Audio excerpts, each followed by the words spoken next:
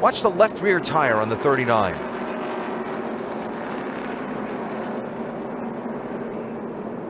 Oh, wow. I'll tell you, what you're seeing right there is the end, the actual end of the housing breaking off, because the hub's still attached. You can see it attached to the wheel.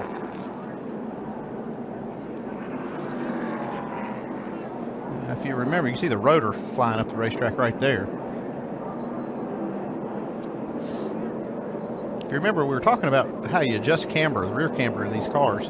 You basically heat it up and have to bend it into it and out of it when they have too much. They go through tech. That can sometimes weaken that housing to a point that it'll fail. You bend them back and forth too much.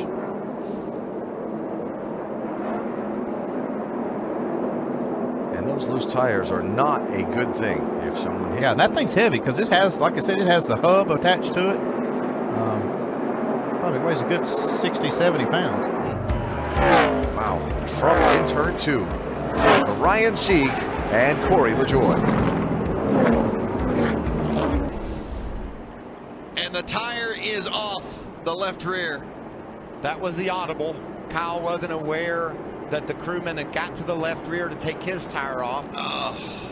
And he left.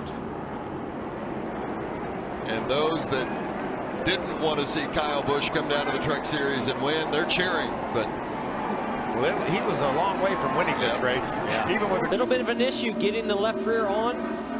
No lug nuts on that left rear. Dropped the jack. Never even looked back. Looked like a possible hand injury to the left rear tire carrier. A lot of damage to the car riding around this racetrack without a left rear tire. Well, Kyle made it all the way back around to his pit to have a new wheel installed. I think the tire's going to make it too. And look at that loose wheel. I don't dare try to sing. Where's Darrell Waltrip time when to you leave need me him? loose wheel? Where's he at when we need him? Robert Burrows in the 53 car. I believe we found where the wheel goes. Yes, indeed. He's making a perfect lap right now on the apron. Right now. Oh, I'm coming back to pit road. Now, if it goes on the pit road and comes down pit road, I'm out of here, guys. The thing is right now, I wonder if that will count if it crosses over the start-finish line. There's no tachometer to see what pit road speed is, though, with it. It's still moving. It's coming to pit road here for a car change. That's going to come to the attention of his crew. I believe it's below pit road speed, though. Larry, it's been nice working with you today, buddy. Yeah. You picked a fine time to leave me loose, wheel. He had to do it. Couldn't stand. Darrell will be proud of you. And get tires. But these guys in the front, they can't pit. That's the wheel from Bubba Wallace's number 43. Look at this right here. Left rear tire comes off the car 180 miles an hour. Like the wheel and everything came off the car. Yes. Maybe you had a loose wheel trying to. Paul Menard's crew loses a tire. That's Eric Pringle who grabs it, brings it back because that one's got to go on the car. Oftentimes the tire coming off gets away. And there was quite a discussion with the NASCAR officials about running out into the middle of an active pit lane.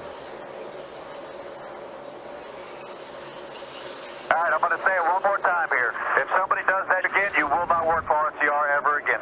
Between his own race cars. So what did he do? He implemented a specialized team completely dedicated to restrictor plate racing. Less than a dozen people.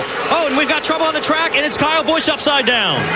Big time crash. Kyle Busch goes upside down and rolls down across on his roof here on lap 26. Cars comes back over, and now side over side barrel rolls. And comes to rest on its wheels. Even further back than right behind him. Like they're all just kind of stacking up. Yeah. Yeah, when that happens, usually because everything changes, the air changes and what you've been. Looks like it's coming apart on that car. Left rear tire just blew out. What? Broke right off the car. Left rear tire just fell off. Yeah, that's looks like the wheel's still intact. Looks like all the lug nuts must have fell off.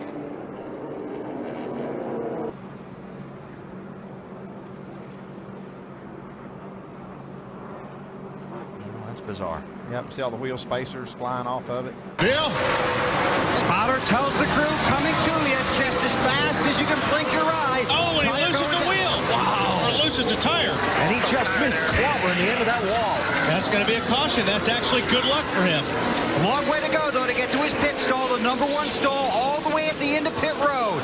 Kurt Busch's chance to win this championship almost came to a smashing end against the end of pit wall. Watch how close he gets to the entrance of pit wall here. Wheel leads right here.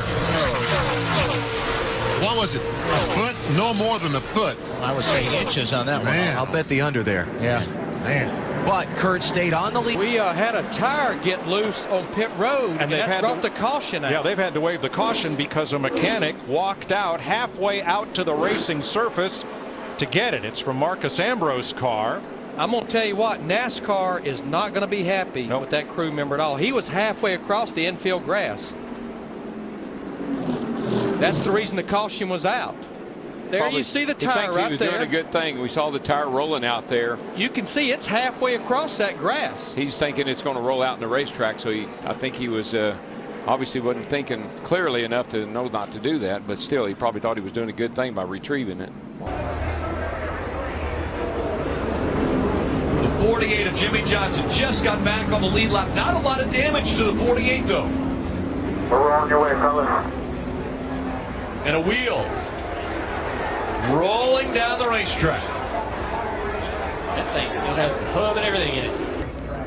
Eric in the wall. Wow.